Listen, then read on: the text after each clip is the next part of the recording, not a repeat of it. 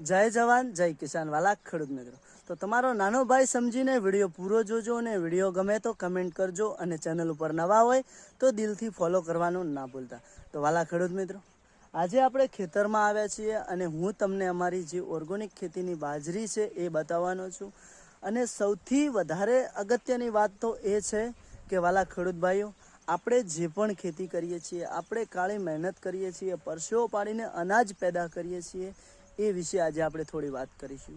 કારણ કે આપણે ગમે એટલી ખેતી કરીએ, ગમે એવી મહેનત કરીએ, તો પણ કોઈના નજરમાં આપણી વેલ્યુ કેમ નથી? તો વાલા ખેડૂત ભાઈઓ, એનું એક જ કારણ છે કે એના જવાબદાર આપણે ખેડૂતો છીએ। અને આપણે જ્યાં સુધી આપણા હક માટે આપણે નહીં લડીએ, આપણા હક માટે આપણે એક સાથે જ્યાં સુધી ઊભા નહીં રહીએ, ત્યાં સુધી આપણને પૂરતો ભાવ પણ નહીં મળે અને આપણો હક પણ આપણને નહીં મળે।